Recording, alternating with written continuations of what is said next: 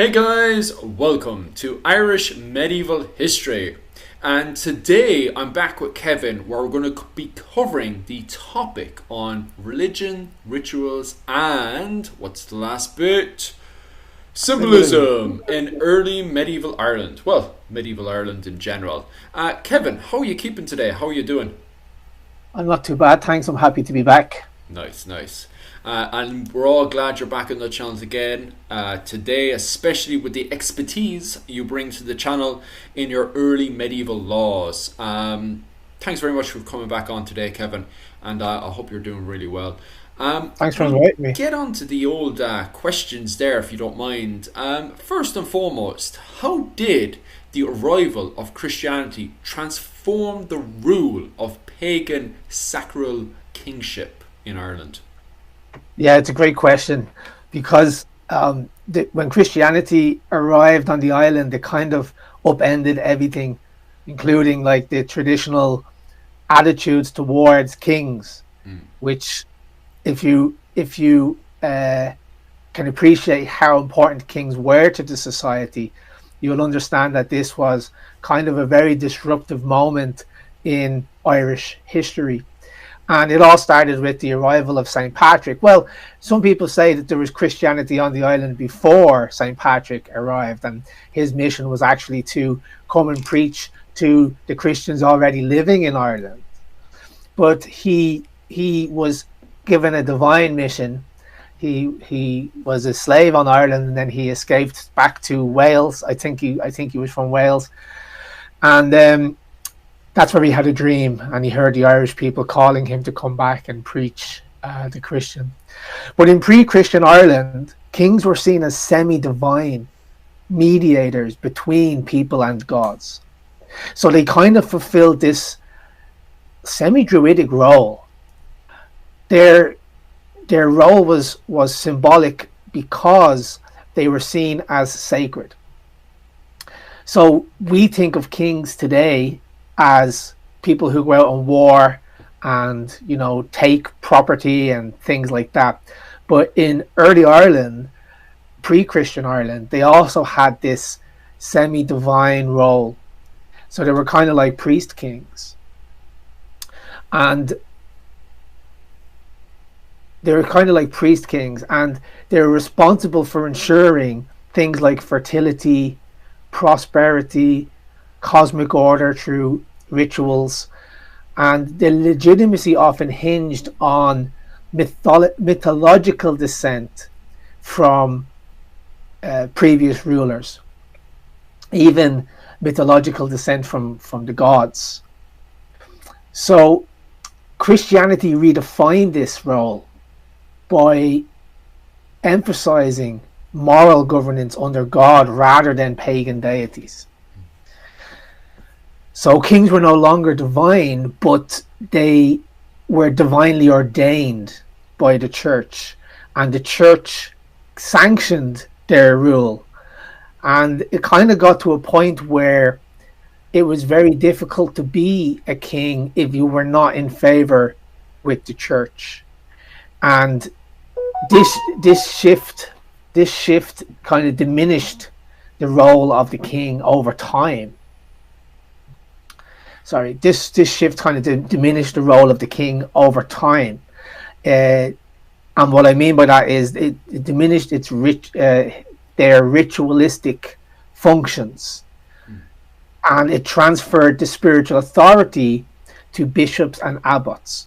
Now, I should also mention that the Druids were much more powerful in the pre-Christian times. The Druids were also responsible for fulfilling the ritualistic function of the 𝐿𝐴𝐻, the kin group. And so the status of the Druid became diminished as well. But a lot of those Druids became Christian monks.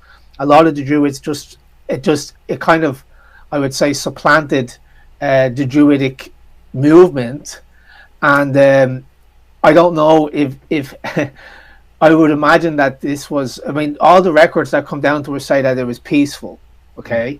Like, Ireland is known for being one of the countries that had the least amount of violence in the conversion to Christianity. So let's just assume that this was quite peaceful, because, well, it seems that by all accounts that it was more aggressive towards the Christians than the Christians being aggressive towards the local pagans.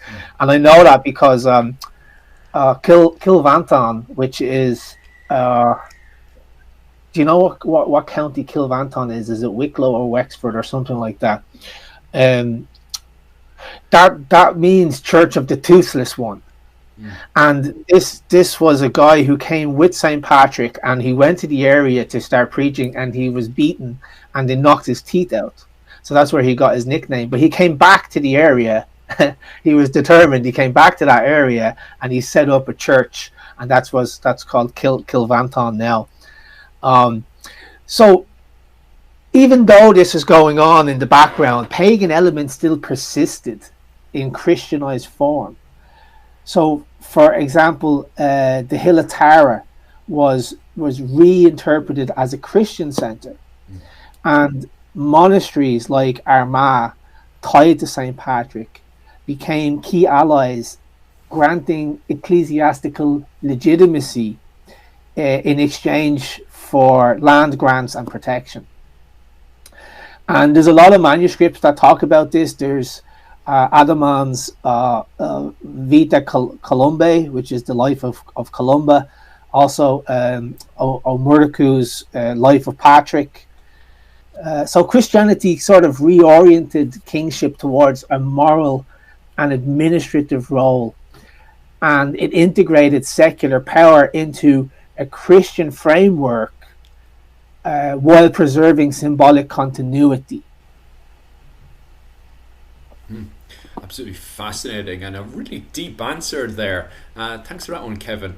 Why were the inauguration rituals often held at sacred trees or water sources? So what's going on there? Yeah. Why were the rituals taken there?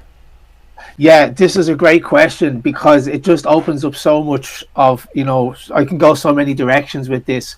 And what I would like to do is refer to the Indo-European tradition of sitting under trees. Like, so you had the Buddha received enlightenment sitting under the Bodh Gaya tree in India. And so there was this concept that was in Indo-European culture, that was the idea that trees are the witness to the actions of the tribe. And so, because they were there for so many years, and so it was very natural to gravitate towards these trees that were often standing alone in the field. And they were often standing alone in the field, and they became sacred over time just because of the collective energy and the intention that was infused into the trees, So inauguration rituals in Ireland were deeply symbolic, and they were often held at these sacred trees, just because of the spiritual and cultural significance that trees had in both pagan and Christian contexts. So this is the thing I want to point out. We have an old alphabet called Ogham, and that was the tree alphabet. So the same way we would learn like A for apple, B for ball, C for cat. In early Ireland, this alphabet was B for Beth, which is birch, and C for Cull, which is holly.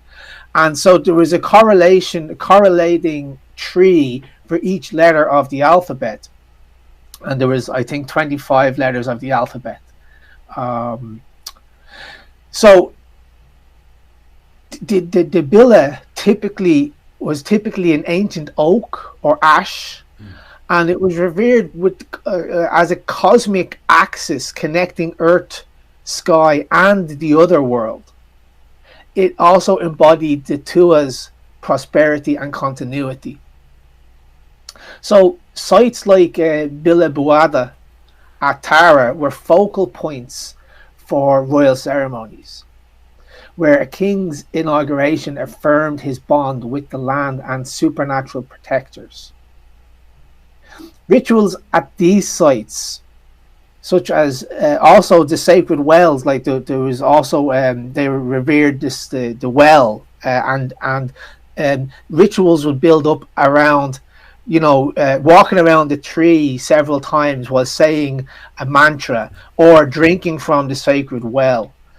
And after Christianization, these sites retained their significance, but they were reinterpreted. So sacred trees were linked to biblical imagery such as the tree of life, and holy wells became dedicated to certain saints. And that wasn't the case before, because prior to the Christianization of our sacred sites and our sacred wells, they were often attributed to certain gods and goddesses. And that was the big change with the Christian influence coming in there. Now, the Annals of Ulster mention inaugurations at traditional sites, suggesting continuity despite the Christian influence. And these locations also served practical purposes, being central and accessible for assemblies. And the choice of Billa or water source, it blended spiritual legitimacy with the communal unity, okay? And ensured that the king's authority was both divine and earthly, as described in text like the Shanakus Moore. That's an absolutely amazing amazing answer. It's very, very interesting to me, and you highlighted that the Annals of Ulster and the way it suggests the continuous usage of these sites. And to me, studying it, where a lot of people have a very black and white interpretation of Christianity and the pagan past, when you actually go through the annals, it seems to be way more blurred. And I know the Anglo-Saxons are very Christian, pagan, and when the Hiberno-Scandinavians go into York, they don't understand the Hiberno-Scandinavians because they have paganism and Christianity. But when you go through the annals, it's the same thing again, where it seems to me over time it has this relationship of Christianity with our folklore, the fairy folk. It's quite interesting how you came to the same conclusion as well. While you were going through the annals, you could see the same little keyhole information, that you still have people that, although are Christians, still have that kind of Irish pagan into folklore interpretation going on. So it's very interesting that you have the same interpretation I do when I went through the annals as well. Well, it seems that they kept their fairy belief in their back pocket. It was never far away, and they didn't see any. How I interpret the time was that they kept their religion in their front pocket, but they kept their fairy belief very close in their back pocket. Yeah, I'm seeing the same thing when I'm going through the annals. And it really does show even today the way that we look at the fairy folk and we look at Christianity. It's just, for me, it's absolutely amazing. But I could waffle on all night about it, to be quite honest with you. Just moving on to the next question there. What was the symbolic meaning of the white mirror in kingship? Okay. I'm really glad you asked me this question, because it gives me a chance to debunk Gerald of Wales. Oh. Because that's the only place in our literature where that appears. And it's a kind of I think that he was being fed misinformation. And he was talking about a tribe up in 𝗃𝐺𝐻, which is now Donegal, and he had never been there. Right? That's important to bear in mind. So just for your listeners, there was an account in Gerald of Wales that said that to inaugurate a king, it was important that he publicly mated with a white horse that was then slaughtered, cooked, and consumed by the king and his people. And it was supposed to symbolize his mystical union with the goddess of sovereignty. So that means that the white horse was taken to be the goddess of sovereignty, and he slept with the horse and then killed it and ate it. Now, that sounds gruesome and disgusting, and I'm happy to say that I don't think that ever happened. There's no contemporary sources of people who are saying that. From Ireland, there's no contemporary Irish sources of people who are saying that. So, where did he get this from, and why did he say it? Now, Gerald of Wales, he was kind of I think he was over here on a propaganda mission, right? And so he was coming up with some very fantastic and unbelievable stories. But unfortunately, some of those stories were sticky, and they decided to, sustain until, this question. This is why you're asking me the question, because it has maintained, the concept has lingered in the psyche of Irish people for all of this time. I think that the white mare may have been used in some rituals, okay, but the idea that he publicly slept with the horse and then slaughtered it, I don't believe that that's actually the case. Now, there were other rituals that symbolized their sovereignty, the sovereignty of the king. For example, there was a ritual of the white rod, and that was to symbolize his, male virile energy. And there's also the ritual of the shoe, where there was one family. These were always there was one family who was always the shoe keeper. Let's say that, and I believe that it was there was something that happened with the shoe. I think the O'Neills were doing this. Like, they had a shoe ritual where I remember seeing a picture of the inauguration, and it was like an old sketch in a manuscript or something, and it's like O'Neill sitting on a hill, and there's a guy holding a shoe up in the air. And that was somehow symbolizing his sovereignty. And I also know that, coming back to the Billa, and I didn't mention that there was sacred stones as well. Like, there was inauguration sites that were for generations used to inaugurate the kings, and there were certain symbolic actions that could be taken there. For example, some tribes would have a ritual where they would survey the land by turning around 3 times, and that would symbolize the marriage to the land, because they're going to say certain words at that time when they're turning around, which could be interpreted as vows. And the vows that they were taking were to protect the law, to protect the people, to guarantee prosperity, and to guarantee prosperity, and those sorts of things that would go in with kingship. And this comes back to what we were talking about previously, 𝗵𝗵𝗀. This is the nobleman's truth, the nobleman's judgment, not the judgment of a king, but the nobleman's judgment. So to come back to the mayor, I think that this is kind of an archaic belief that seems to have lingered in our culture and has, just kind of sustained itself. But I'm happy to say, there's no contemporary evidence in our annals, which is where you would expect to see them, of this. And I would suspect that some tribe in, Connacht or whatever, they just told Gerald of Wales this as a kind of as a slight to the people of 𝐶𝐻. Did you hear what they do up in 𝐶𝐻? Yeah. Did you hear what they do up in 𝐶𝐻? They're actually having sex with a horse and then they eat it.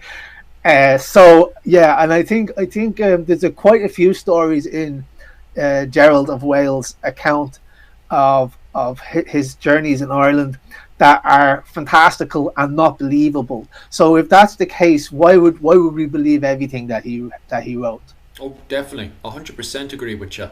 I read the book myself, and I knew because I'd read Irish mythology, myths and sagas and stuff before I read Gerald of Wales, and I was like, wait, he's gotten everything that's already written down in this book, and he's just spinned it, as you said earlier, propaganda. Plus, on top of that as well, it's not like Gerald of Wales had the book in front of him that we have today. He most likely heard it from someone else. So to be honest with you, what you said there is exactly what I was thinking as well when I read the book. So it's funny how we're reading the same literature and kind of coming to the same conclusion for a lot of this stuff. Moving on to the next question. How did the monastic networks compete with secular kings for land and influence? Yeah, that's a really good question as well, and it kind of ties back to the first question. So St. Patrick came in the 5th century AD, and we're talking like over several hundred years. So let's say we're in the 7th century or 8th century now. They had acquired so much power, and the networks of monasteries under a mother house like Armagh, Iona, or Clonmacnoise, they emerged as powerful institutions. And these institutions were powerful enough to rival secular kings for land, wealth, and influence.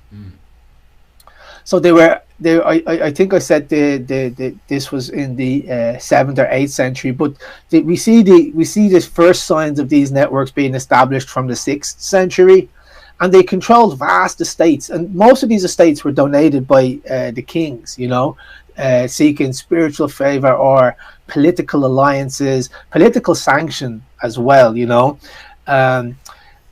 so this is where you start to see monasteries functioning as economic hubs.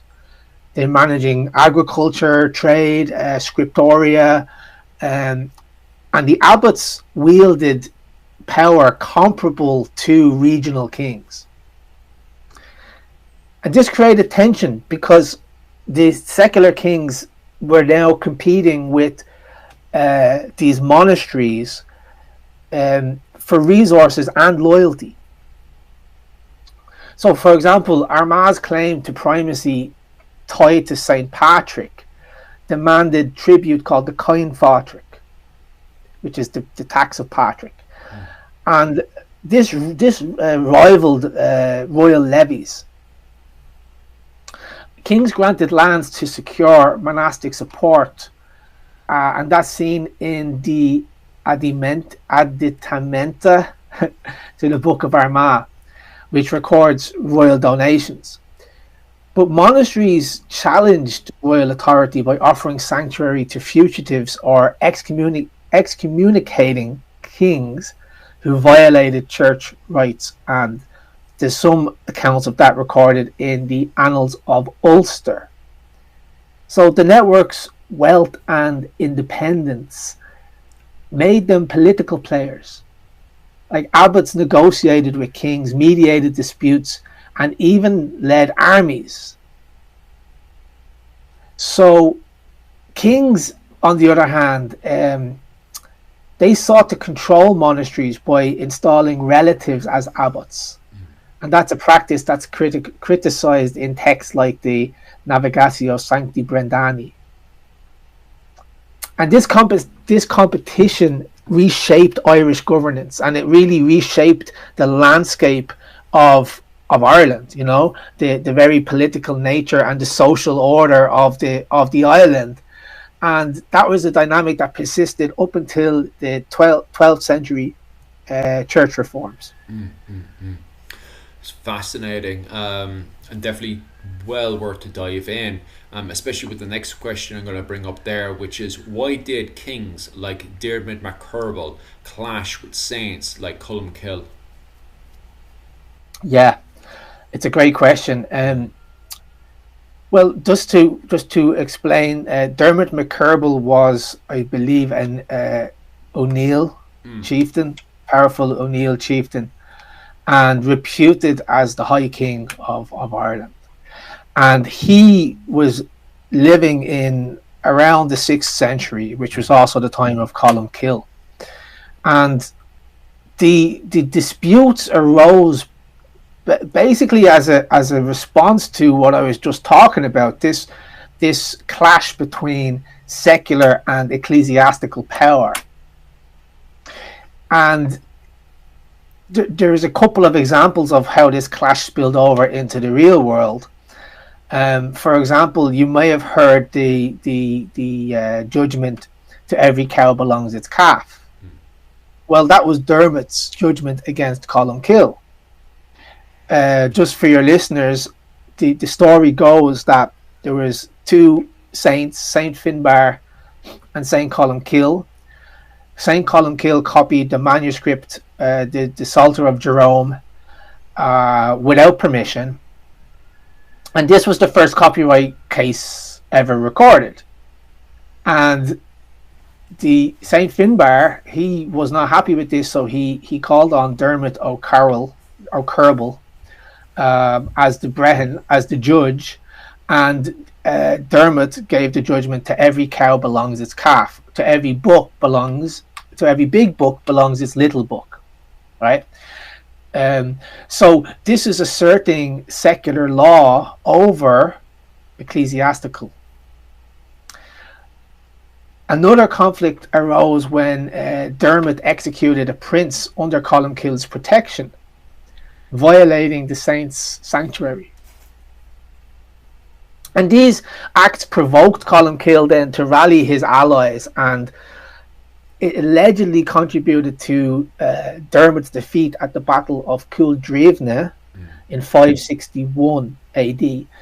And even though the Annals of Ulster are ambiguous on the saint's direct role, such clashes reflected broader tensions.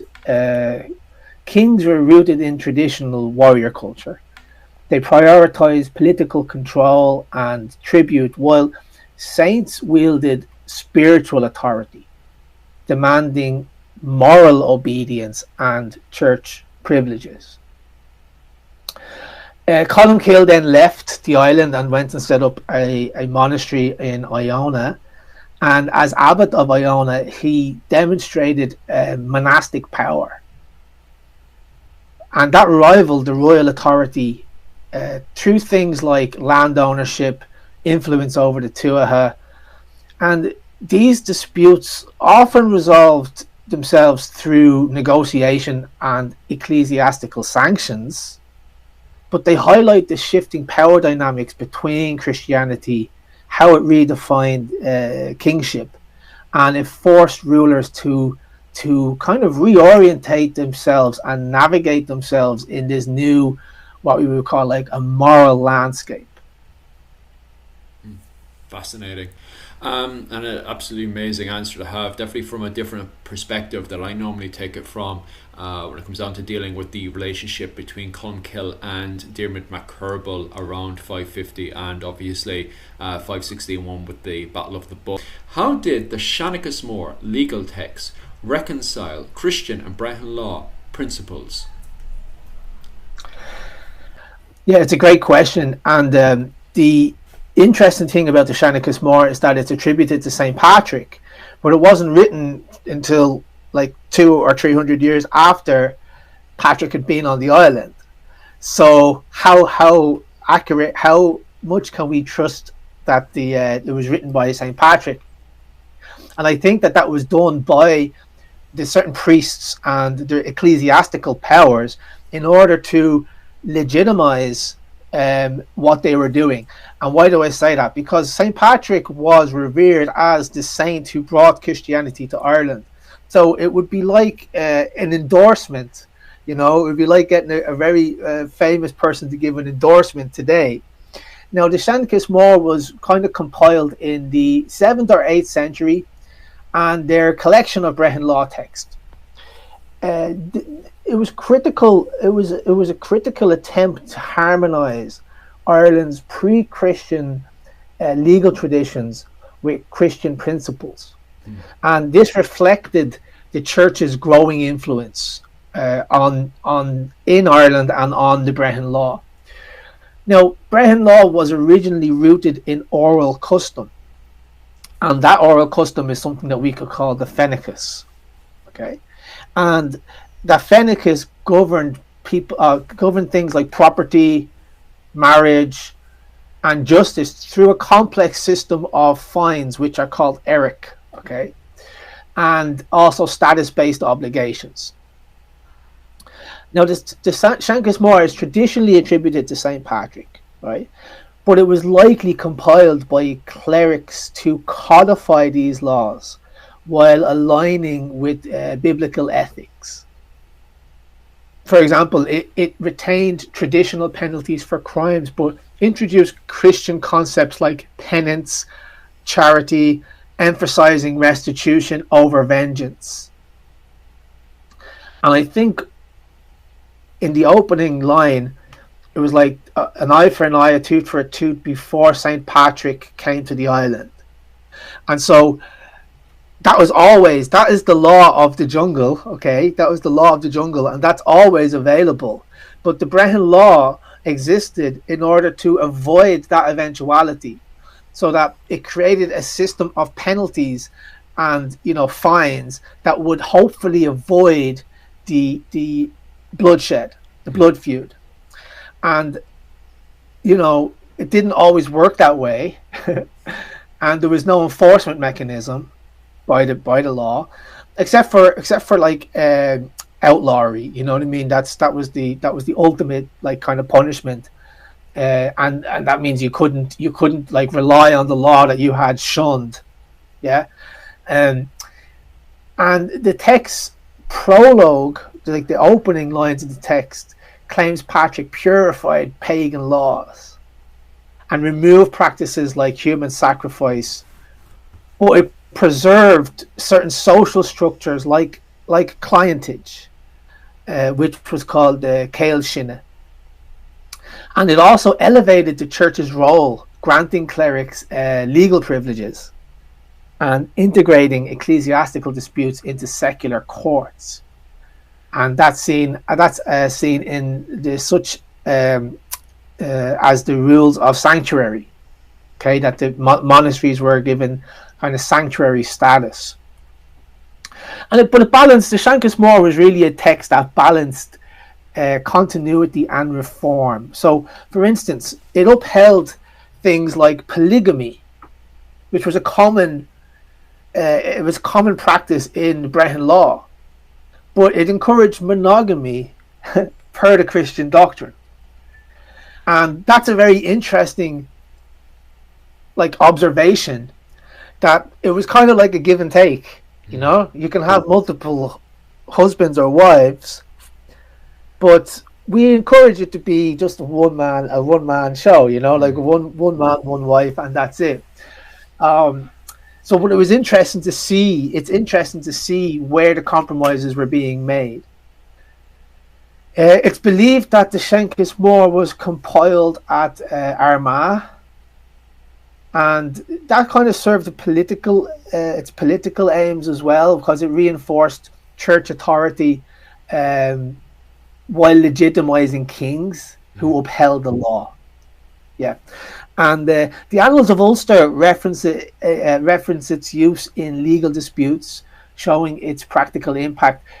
And by blending the old and new, the Shanakus Moore ensured stability in a Christianizing society, shaping kingship as a moral as well as a legal institution. Fascinating answer there, and definitely a deep insight into the Shanakus Moore for sure. Let's move on to the next question there. And what was the significance of the triads of Ireland in defining the ideal kingship? Yeah, another great question. So the triads of Ireland are a 9th century collection of proverbial wisdom, and they aim to capture the cultural ideas of governance, and even how they even have the 3 qualities of an ideal wife, the 3 qualities of an ideal husband, and they're always given in threes, and that's why they're called the triads. It's not like a Japanese or a Chinese gang, the triads, I can't remember if it's Japan or China. Maybe it's you China. Can tell me. Don't make that mistake in this house. Okay. So they were organized into groups of 3, and some of the things that they were kind of like proverbial, sort of written as poems, like haikus, but they were given as like proverbial qualities that, you know, a good king should embody. So it praises the king's virtues as truth, mercy, and silence, which means restraint and judgment. Silence means restraint and judgment. And it emphasizes the 𝗵𝗺, the ruler's truth, or the nobleman's truth, right?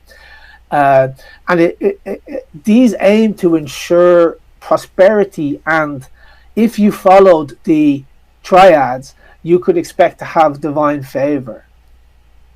Another lists the king's duties as protecting the 𝐴, dispensing justice, and maintaining hospitality, which we have spoken about in the past, how important it was to maintain hospitality, because it was something like, he is not a king who does not have three things that a king should have, and I can't remember them now, but one of them was a never empty cauldron. And cauldron being where you prepare the food. And so they kind of idealized this idea of kingship as a balance between strength, generosity, and moral integrity. And it was they were given warnings against tyranny or stinginess, which could bring famine or defeat in battle. Now, these are rooted in both pagan and Christian ethics. The triads, they kind of bridge the traditions by promoting Christian values like charity, mercy, forgiveness, while preserving Gaelic emphasis on honor and loyalty. And their significance kind of lay in their accessibility, shaping expectations of kingship across 𝐴. And these would have been read by, you would presume, by many of the kings at the time. So these were kind of, I wouldn't say they were very well known, but they were known especially to the upper classes.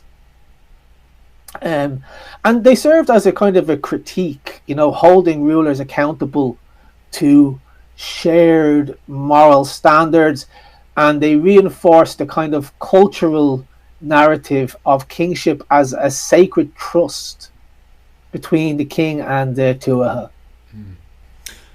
It's amazing, and you highlighted once again how there's not a sudden click, you know, and then we're suddenly Christian, or the belief that some people have online that, you know, Christianity came in and it just deleted all these pagans and stuff. Instead, once again, with another good example there, going back to like the Dogda and stuff, you can see that thing of how it blurs between the Christian world and the pagan world all the time. And I think it feeds into the next question as well, which is, how did the festival of Samhain, Halloween, reinforce a king's connection to the other world? How did Samhain reinforce a king's connection to the other world? Yeah, it's another great question, because it just gives me so much material to work with. And you said it there. It's like you said Halloween, right? Which is All Hallows Eve. And this was a very, very significant celebration to the Irish. It was the Irish New Year. It was symbolized the end of the harvest and the coming of winter.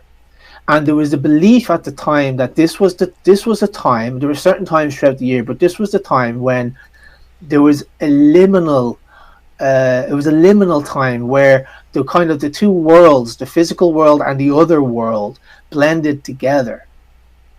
And it marked the transition from one part of the year, like the end of the year, to the beginning of the new year. And that's the thing when you look at the early Irish, you realize that the day began at dark.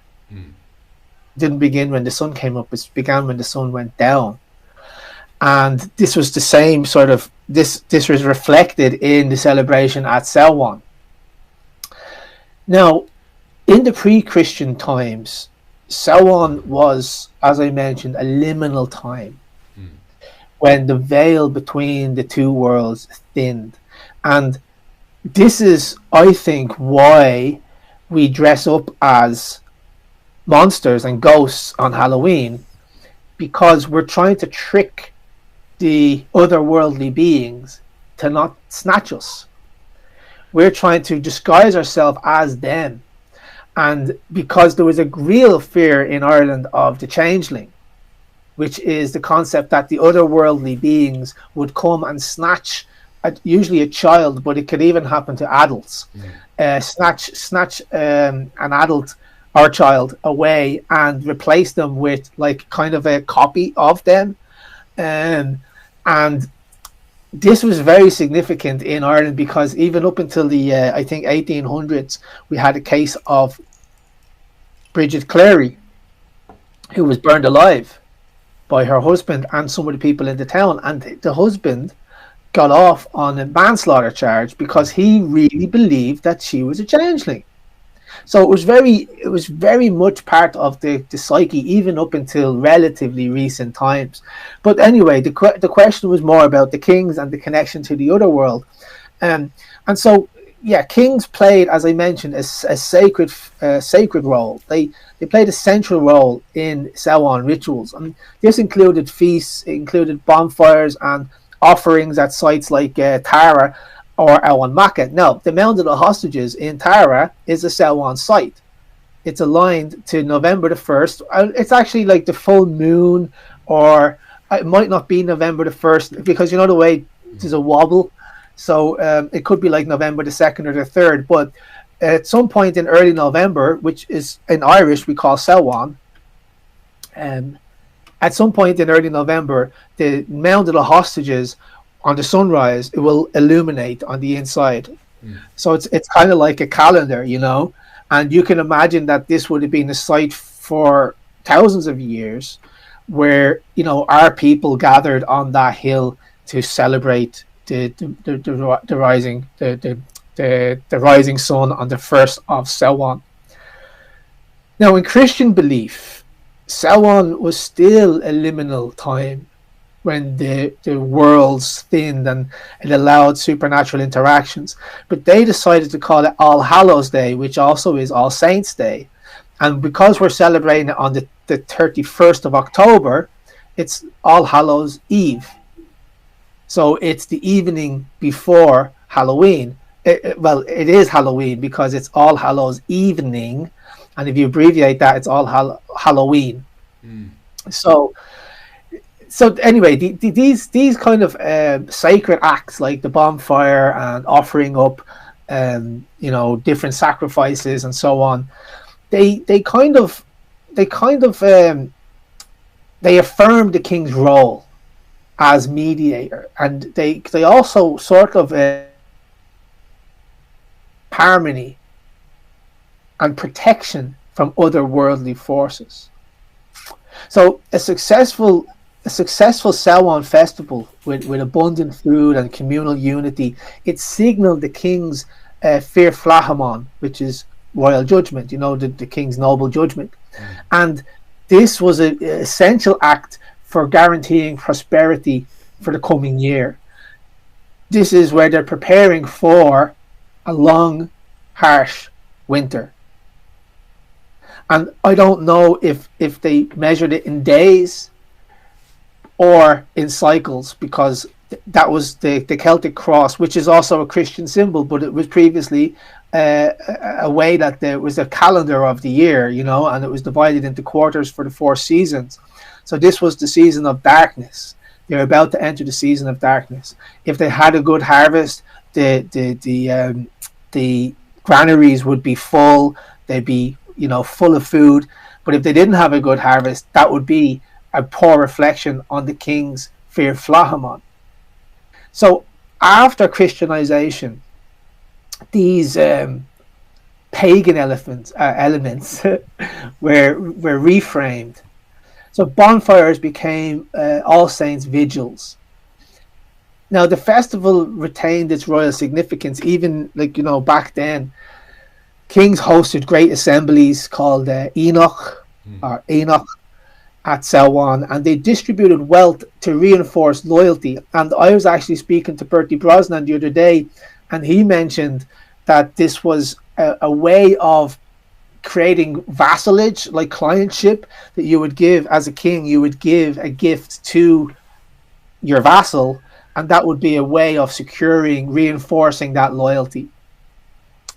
So the festival's enduring importance, it lay in its ability to blend the spiritual, the beliefs at the time, political authority, and it positioned the king as a bridge between the mortal and divine realms, and that was a role critical to his legitimacy.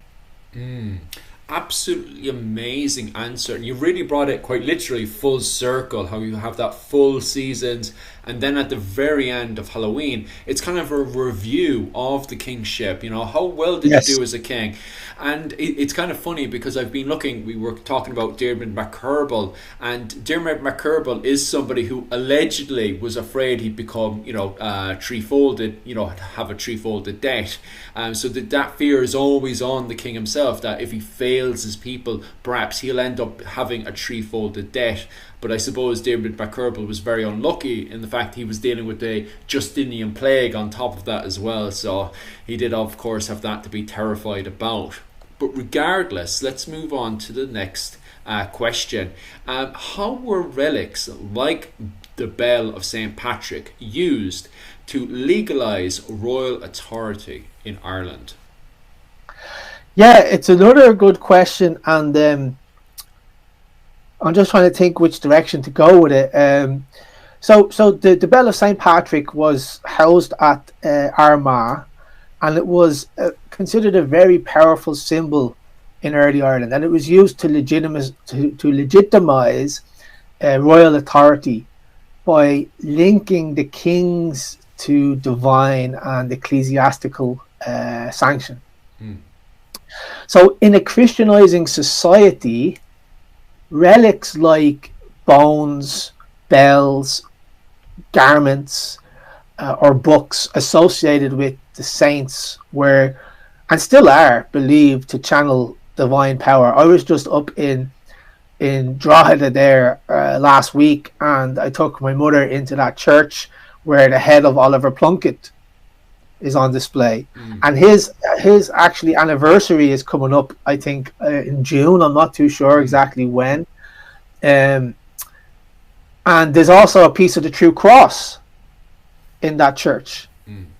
Well, what they claim is the True Cross. So it's still very relevant today, this idea of relics and reliquaries. And there's even a belief that, you know, possessing these offers the holder protection and even miracles. Now, the Bell of St. Patrick, which is mentioned in the Book of Armagh, was one such revered object, and it was carried in processions to assert Armagh's primacy and extract tribute, like that tribute that I mentioned earlier, the 𝐾ain the 𝐾ain. That was one way that this bell was used. It was to extract tribute. Now, kings sought association with such relics to bolster their legitimacy, especially during disputes or inaugurations. So, for example, a king swearing an oath on a relic like the bell, it signaled his submission to Christian morality and ecclesiastical authority, and that enhanced the credibility. At a certain point in history, that started to enhance the credibility of that king. Now, they also served practical ends. So, for example, monasteries used them to rally support for allied kings or sanction rivals, and that's also seen in the Annals of Ulster and the accounts of relic circuits, which is what you call is what they did to collect the tax, the 𝐾ain, right? Kings donated land, wealth to relic owning monasteries, and that gained them spiritual as well as political favor. So the bell's symbolic weight lay in its connection to St. Patrick, Ireland's patron saint, and the guy who brought Christianity to Ireland. And like I said before, it was like having a really good endorsement from the top man himself, St. Patrick, and that was considered very valuable and very desirable by the secular kings. Yeah, the power of St. Patrick in Ireland is something else. I tell you that. The rest of Europe has Jesus. We've got St. Patrick.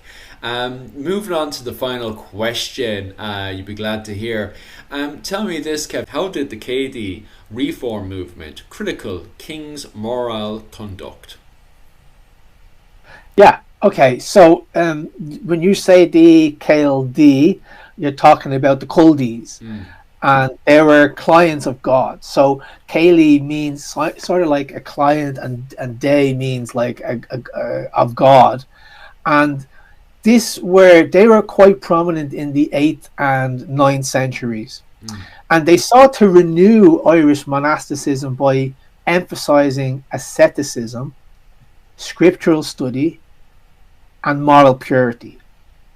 And their behavior was kind of indirectly critiquing the moral conduct of secular kings.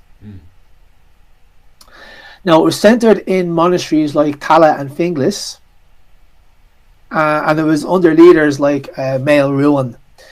And the 𝐾𝐨, the Culdees, they opposed what they considered to be the growing worldliness of major monasteries as well, where abbots acted like secular lords.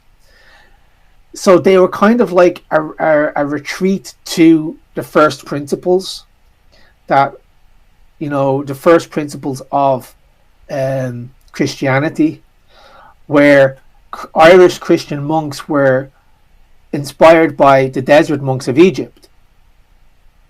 And that's why you have a lot of places in Ireland called Dishart.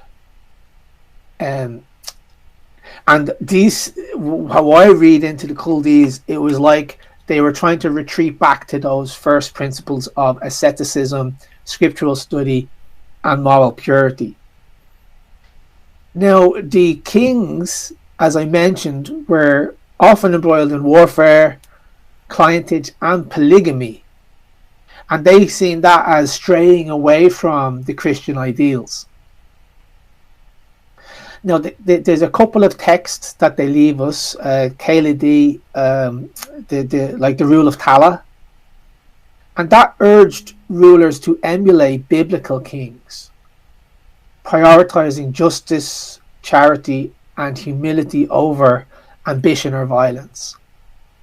And they criticized practices like plundering churches, neglecting hospitality, which undermined the 𝗵𝗺 anyway. So they probably had a role in ensuring good governance, and they were holding the kings of the Tuatha to account based on Christian ideals. Now, the movement's influence extended through preaching and penitentials, which prescribe penances for royal sins, as seen in the Old Irish Penitential, which is a manuscript. And they promoted a stricter moral code. The 𝐾𝐨, the Culdees, pressured kings to align with Christian ethics, and they risked ecclesiastical censure if they failed to do so. Now, the Annals of Ulster record the 𝐾𝐨 figures advising kings, suggesting that they had some political weight as well. And they weren't, while it wasn't a revolutionary movement, the movement's critique reshaped expectations of kingship, and it emphasized accountability to God and church, which is a shift that influenced later reforms like the 12th century Synod of Cashel. And that was the time when the church went through a major realignment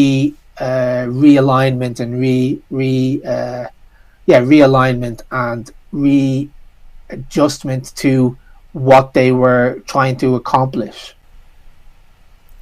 Happy days. What a brilliant interview. Thank you so much, Kevin, today for going through everything with me. Guys, if you haven't already watched the previous episodes between myself and Kevin, both on my own channel at Irish Medieval History and definitely over in Kevin's channel on Brehon Academy, definitely go and check them out. Also, on top of that, guys, myself and Kevin actually provide classes online. So definitely head over to Kevin's own channel, the Brehon Academy, and head over to my own Patreon.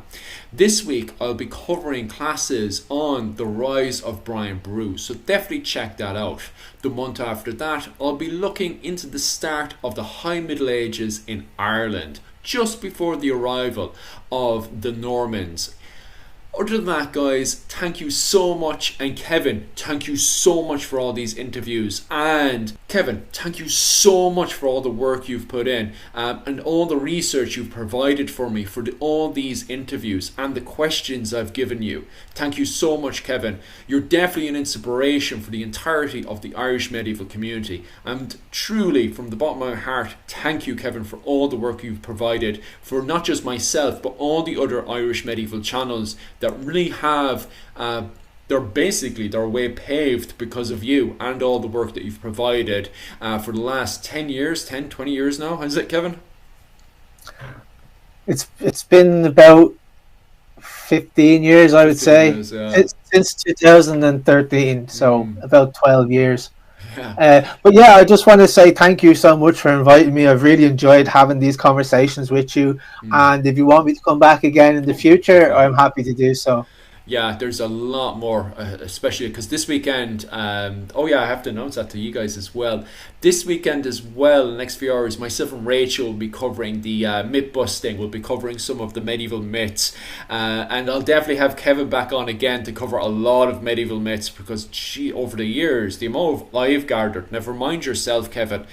So we'll definitely have you back on the channel to cover subjects like that in the future. And obviously other stuff that badly needs to get covered and done.